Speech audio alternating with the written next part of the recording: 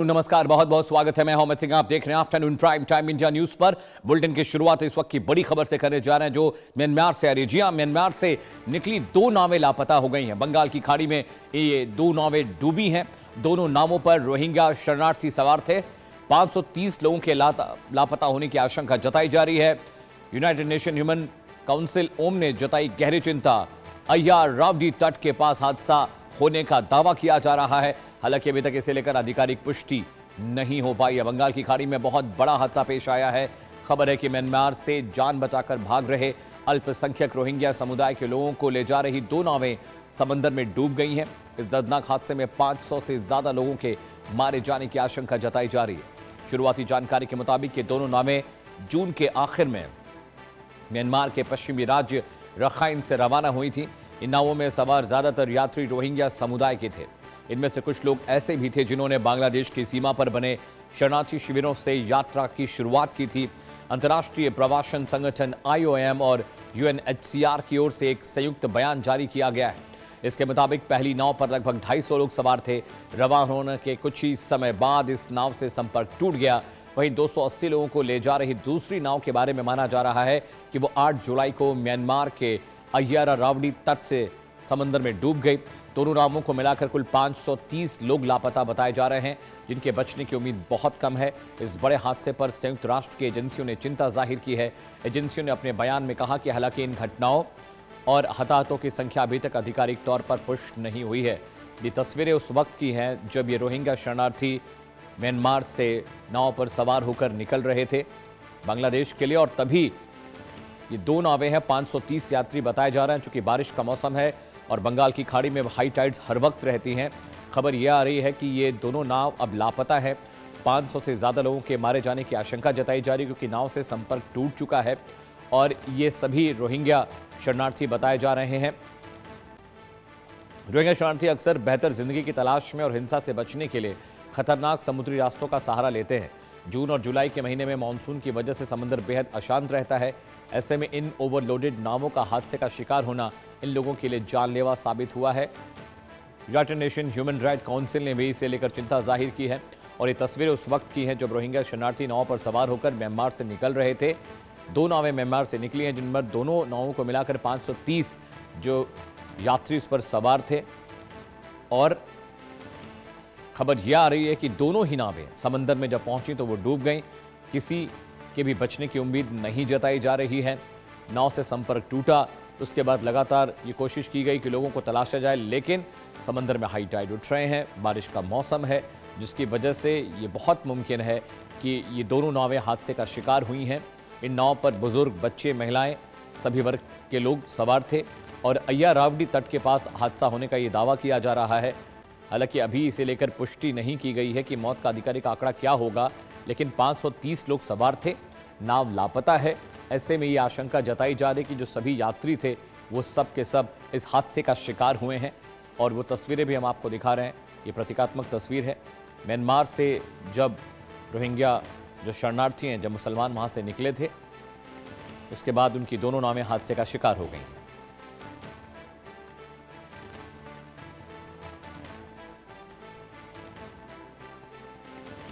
की बड़ी खबर आपको बता रहे हैं।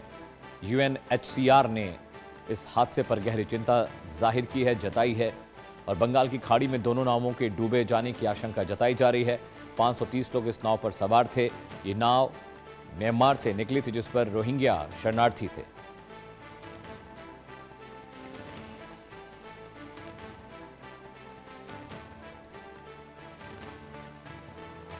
इस वक्त की बड़ी खबर आपको बताते हैं, बंगाल की खाड़ी में बड़ा हादसा पेश आया है।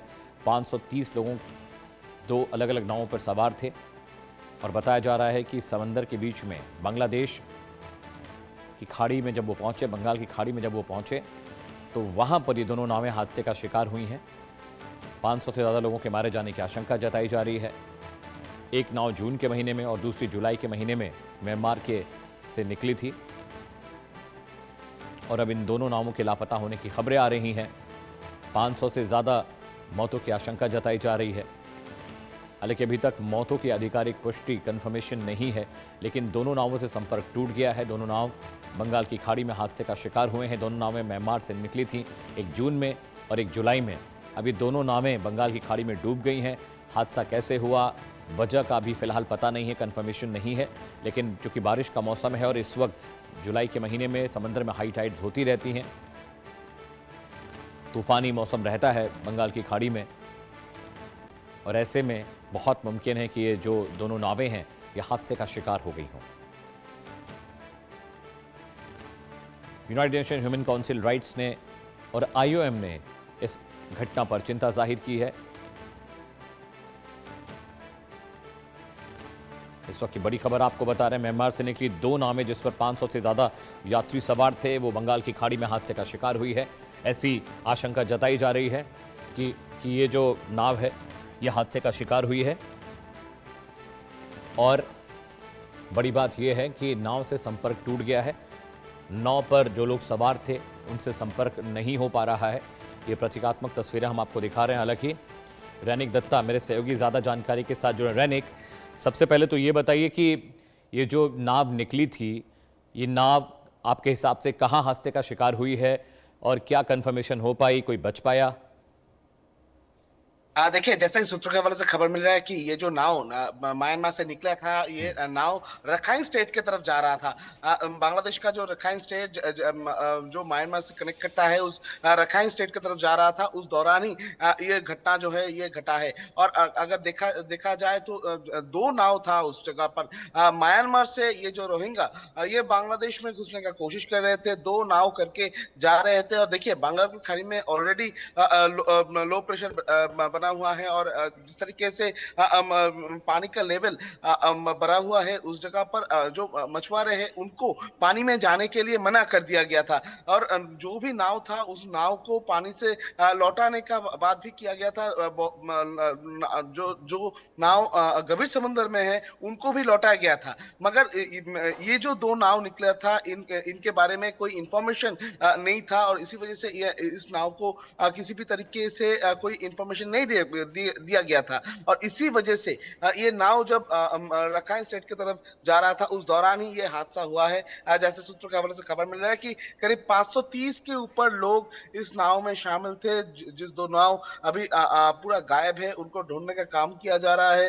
ये जो 530 के ऊपर लोग ये जो सवार होकर वो लोग आ रहे थे, ये लोग मैक्सिमम ही रोहिंग्या है, ऐसा ही सूत्रों के हवाले से खबर मिल रहा है। देखिए, बांग्लादेश गवर्नमेंट की तरफ से भी ये नाव को ढूंढने का कोशिश किया जा रहा है। उसके साथ साथ ही म्यांमार की तरफ से भी ये नाव को ढूंढने का कोशिश किया जा रहा है। और ये पूरा घटना को लेकर यूएन की तरफ से भी अभी चिंता जो है वो जताया गया है। अभी अभी फिलहाल देखना होगा कि ये जो 530 लोग इस दो नाव पे सवार थे, उनका कोई ट्रेस किया जाता है कि नहीं, उनका कोई पता मिलता है कि नहीं। मगर जो सिचुएशन बना हुआ है, वो सिचुएशन को देखते हुए अगर देखा जाए तो जिस तरीके से बांग्लादेश में म्यांमार से बांग्लादेश में आने के लिए लोग भीड़ कर रहे हैं, ये एक चिंता का विषय है। क्योंकि देखिए, जो रखाइन स्टेट, उस रखाइन स्टेट को लेकर इसके पहले भी बहुत सारा चर्चा हुआ था। म्यांमार के साथ बांग्लादेश का जो रिलेशन, इसको लेकर भी बहुत सारा चर्चा हुआ था। उसी बीच पर ये जो खबर सामने आ रहा है फिलहाल, ये भी बहुत ही चिंतादायक है बोल सकते हैं। और अभी फिलहाल इन लोगों को जो ढूंढने का कोशिश वो फिलहाल किया जा रहा है। और ये पूरा घटना के ऊपर आधिकारिक जो है उनके तरफ से नजर रखा जा रहा है। रैनिक, जब ये नाम निकली वहाँ से, म्यांमार से, तो एक एसओपी फॉलो की जाती है। वो एसओपी क्या नाम ने फॉलो नहीं की थी? क्या क्षमता से ज़्यादा लोग नावों पर सवार थे? खाना पानी रसद, एक कैलकुलेशन होती है कि समंदर का जो सफ़र है वो इतने दिन का है, इतने घंटे का, तो उसके हिसाब से प्रिकॉशंस लिए जाते हैं। क्या कोस्ट गार्ड और नेवी को इस बात की जानकारी थी कि दोनों नावें म्यांमार से निकलकर बांग्लादेश जा रही हैं? एकदम ही नहीं। देखिए, ये जो दो नाव निकले थे, ये पूरा इलीगल तरीके से निकले थे। और जो नाव में लोग सवार थे वो इलीगल तरीके से आने का कोशिश कर रहे थे। देखिए, ये पूरा जो नाव में जितना लोग को लिया गया था, उतना लोग लेने का कैपेसिटी उस नाव का है कि नहीं, वो भी जांचा नहीं गया था। और देखिए, दो नाव के अंदर 530 के ऊपर लोग, इतना बड़ा नाव तो किसी जगह पर नहीं होता है कि 250 के ऊपर लोग सवार हो सकता है एक नॉर्मल नाव पे। पे यानी एकदम स्पष्ट हो रहा है कि जो नाव में जितना लोग लिया गया था उतना कैपेसिटी उस नाव का था कि नहीं, वो एक विषय है। दूसरी तरफ ये इलीगल तरीके से हो रहा था, और इसी वजह से किसी को इन्फॉर्मेशन भी नहीं दिया गया था। अगर इन्फॉर्मेशन दिया जाता तो जिस टाइम पर मछुआरे को या बड़ा नाव को समुद्र के अंदर से लौटने के लिए ऑर्डर दिया जा रहा है, तो इस नाव को किस तरीके से परमिशन दिया जाएगा? तो इस नाव को एकदम ही कोई परमिशन क्या कुछ नहीं दिया गया था। इस नाव को किसी भी तरीके से इलीगल तरीके से ये नाव जो है ये म्यांमार से निकले थे। करीब 530 के ऊपर लोग इसमें सवार थे। टोटल 500 के ऊपर 530 के ऊपर लोग अभी भी लापता है। और ये जो दो नाव है इसका मेन टारगेट था कि ये जो म्यांमार से जो रोहिंग्या है इनको बांग्लादेश में पहुंचाना है, और इसी वजह से ये नाव जो है वो इलीगल तरीके से सी रूट को इस्तेमाल करते हुए आ रहे थे। बिल्कुल, रैनिक की तस्वीरें भी हम दिखा रहे हैं कि ज़्यादातर इसमें रोहिंग्या मुसलमान बताए जा रहे हैं जो इलीगल तरीके से, रैनिक मेरे सहयोगी बता रहे हैं। रैनिक, क्योंकि 500 की तादाद बहुत, समंदर के लिहाज से 500 की तादाद बहुत ज़्यादा नहीं है। इस वक्त समंदर में हाई टाइड्स हैं, जुलाई का महीना है, बारिश मूसलाधार हो रही है बंगाल की खाड़ी में और आसपास के इलाकों में। ऐसे में बहुत मुश्किल है कि इनके वेयरअबाउट्स के बारे में पता लगाया जा सके। एकदम ही देखिए, जिस तरीके का मौसम है उस इस मौसम में सर्च ऑपरेशन चलाना ये बहुत ही मुश्किल है, क्योंकि देखिए नाव लेकर सर्च ऑपरेशन जो है वो चलाना मुश्किल है, क्योंकि हाई टाइड है। उसके साथ लो प्रेशर भी बंगाल की खाड़ी में बना हुआ है। तो ये जो सिचुएशन बने हुए हैं, इस सिचुएशन में जो रेस्क्यू नाव वो भी उधर नहीं पहुंच पा रहा है। तो ये रेस्क्यू ऑपरेशन बहुत ही मुश्किल हो सकता है। और उसके साथ साथ ही अगर देखा जाए तो जो सिचुएशन अभी फिलहाल बना हुआ है, इस सिचुएशन में रेस्क्यू ऑपरेशन करना भी एक चैलेंज का सामना हो सकता है गवर्नमेंट के लिए। तो फिलहाल देखना पड़ेगा कि ये जो 530 के ऊपर लोग लापता है तो इनको रेस्क्यू करने के लिए क्या क्या स्टेप लिया जाता है। बिल्कुल, रैनिक दत्ता जानकारी दे रहे हैं कि ये जहाज़ इलीगल तरीके से, ये नाव समंदर की खाड़ी में पहुंची, बंगाल की खाड़ी में पहुंची। म्यांमार से ये निकले थे यात्री। 530 से ज़्यादा लोग लापता हैं। दो नावों पर सवार थे, एक नाव जून में निकली, एक जुलाई में म्यांमार से निकली थी और लीगल तरीके से ये बांग्लादेश पहुंचना चाहते थे। बंगाल की खाड़ी में इनका जो शिप है ये हादसे का शिकार हुई है। रैनिक दत्ता लगातार जानकारी दे। रैनिक, क्या भारत सरकार की ओर से, बंगाल सरकार की ओर से या म्यांमार सरकार की ओर से कोई ऑफिशियल जानकारी, कोई ऑफिशियल बयान इस घटना को लेकर? देखिए, ऑफिशियल जानकारी इस बारे में अभी तक कोई बांग्लादेश गवर्नमेंट की तरफ से नहीं दिया गया है, या तो म्यांमार गवर्नमेंट की तरफ से भी ऑफिशियल सूचना के हवाले से जो इंफॉर्मेशन दिया जा रहा है उसी के मुताबिक जो 530 के ऊपर लोग उसमें शामिल हो सकता है, सवार रह सकता है, ऐसा कहा जा रहा है। और रेस्क्यू ऑपरेशन जो है वो उसके ऊपर नजर रखा जा रहा है, ऐसा ही म्यांमार गवर्नमेंट की तरफ से कहा जा रहा है। मगर ऑफिशियल तरीके से किसी भी जगह से अभी कोई स्टेटमेंट जो है वो नहीं आया है। मगर यूएन की तरफ से ये पूरा घटना को देखते हुए चिंता जो है वो जताया गया है। रैनिक, एक सवाल ये भी है कि रोहिंग्या चोरी छुपे म्यांमार से भाग रहे थे, तो क्या वहाँ की पुलिस, मिलिट्री और सेना को इस बात की जानकारी नहीं थी? क्या बॉर्डर पर इस तरह की जानकारी कोई नहीं मिली कि इस तरह से लोग 500 की तादाद में लोग भाग रहे हैं लीगल तरीके से नाव लेकर? देखिए, म्यांमार और बांग्लादेश के बीच में ये जो रोहिंग्यास का भागना या तो रोहिंग्यास का जो आना जाना, ये रखाइन स्टेट को सामने रखते हुए ये बहुत सारे बार होते हुए नजर आया है। ये होता रहता है। मगर सी रोड को इसी वजह से इस्तेमाल किया जा रहा था कि जिसमें जो बॉर्डर सिक्योरिटी है उनको ना मालूम पड़े, उनका प्रॉब्लम का सामना ना करना पड़े। जो रोहिंग्या है उनको इस सी रूट में भेजा जा रहा था। इस वो प्रॉब्लम को देखते हुए सी रूट में जाना इजी है, क्योंकि देखिए म्यांमार और बांग्लादेश के बीच में ये जो रखाइन स्टेट का रखाइन स्टेट है, इस जगह पर सी रूट सबसे इजी एक्सेसिबल है। और उसमें मॉनिटरिंग भी बहुत ही कम होता है, और इसी वजह से इस रूट कोई बार बार से रोहिंग्यास की तरफ से इस्तेमाल किया जाता है। तो इसी वजह से या इस रूट को फिर से इस्तेमाल किया जा रहा था। इसी वजह से दो नाव करके करीब दो नाव में 250 करके करीब 530 के ऊपर लोग जो है वो नाव में सवार थे। टोटल अगर देखा जाए तो 530 के ऊपर लोग ही अभी लापता है और उनको ढूंढने का काम ही किया जा रहा है। मगर जो सिचुएशन अभी बंगाल में बना हुआ है, जिस तरीके से हाई टाइड सिचुएशन बना हुआ है, जिस तरीके से मौसम बिगड़ा है, तो इसमें इस वेदर के ऊपर डिपेंड करते हुए रेस्क्यू ऑपरेशन जो है वो बहुत ही दिक्कतों का सामना करना पड़ रहा है। तो फिलहाल इसके ऊपर ही सबका नजर है कि रेस्क्यू ऑपरेशन कितना जल्दी खत्म किया जाए, कितना जल्दी रेस्क्यू ऑपरेशन को रेस्क्यू ऑपरेशन में ये 530 जो लोग उसमें शामिल थे, तो उनमें से कितने कितने लोगों को अभी फिलहाल डिटेक्ट किया जाए, उसके ऊपर ही अभी फिलहाल नजर रखना पड़ेगा। तो फिलहाल गवर्नमेंट की तरफ से क्या क्या स्टेप लिया जाता है उसके ऊपर ही नजर रखना पड़ेगा।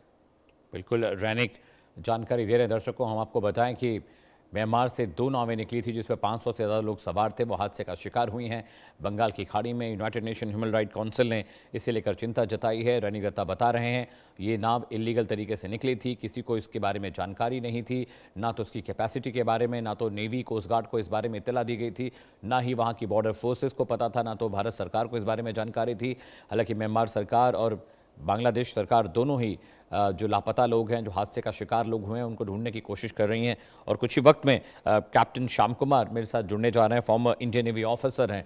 उनसे भी मैं जो टेक्निकल चीज़ें वो समझने की कोशिश करूंगा कि आखिर कैसे इतने बड़े समंदर में, इतने गहरे समंदर में कैसे तलाश की जाती है जब 2 नावें हादसे का शिकार होती हैं। सोनार का इस्तेमाल किया जाता है या पनडुब्बियों की मदद ली जाती है, या अंडर वाटर जो कैमरे होते हैं, अंडर वाटर जो ड्रोन्स होते हैं, क्या उनका इस्तेमाल किया जाता है इस तरह के हादसों का पता लगाने के लिए जो प्रभावित लोग हैं। बड़ी खबर आपको दोबारा बता दें, वो तमाम दर्शक जो अभी जुड़े उनके लिए खबर मैं बता दूं। म्यांमार से 2 नावें निकली थी, 1 जून और 1 जुलाई में। दोनों ही नावें हादसे का शिकार हुई हैं। इन दोनों नावों पर 530 लोग बताए जा रहे हैं जो कि रोहिंग्या शरणार्थी थे, जो इलीगल तरीके से म्यांमार से भागे थे और बांग्लादेश में जाकर वहाँ पर बसने की तैयारी कर रहे थे, बांग्लादेश जाने की कोशिश ये कर रहे थे। और तभी हाई टाइड्स की वजह से, चूँकि जुलाई का महीना है और लो प्रेशर का एरिया है, क्योंकि बंगाल की खाड़ी में बहुत भीषण इस वक्त तूफान है, क्योंकि हाई टाइड्स बहुत ऊंची हो रही हैं, बारिश बहुत तेज़ हो रही है। और अमूमन बंगाल की खाड़ी में 12 महीने ही, कुछ अगर महीने छोड़ दें ठंड के, तो 12 महीने वहाँ हाई टाइड्स रहती हैं, समंदर की लहरें बहुत तेज़ होती हैं। ऐसे में ये 500 से ज़्यादा लोग जो हादसे का शिकार हुए हैं, क्या नाव डूब गई या ये समंदर में भटक गए, इसे लेकर जानकारी अभी नहीं मिल पाई है, क्योंकि नाव से संपर्क नहीं हो पा रहा है।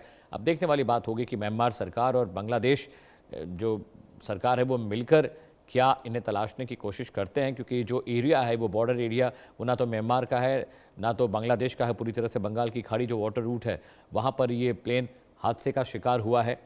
और रैनिक दत्ता लगातार मेरे साथ बने हुए हैं। रैनिक, अब तो टेक्निकल इक्विपमेंट, टेक्निकल एडवांसमेंट के ज़रिए ये पता लग पाएगा कि आखिर हादसा हुआ कैसे, लोग कहाँ गए, कुछ बचे भी हैं कि नहीं।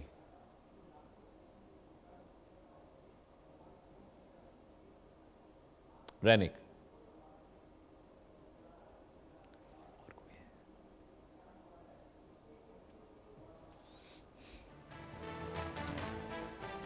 बड़ी खबर आपको बता रहे हैं, बंगाल की खाड़ी में बड़ा हादसा पेश आया है। 2 नावें हादसे का शिकार हुई हैं। ये दोनों नावें म्यांमार से 1 जून और दूसरी जुलाई में मूव की थी। 530 से ज़्यादा लोग इस पर सवार थे और उनके लापता होने की आशंका जताई जा रही है। UNHCR और IOM ने इस घटना पर जानकारी दी।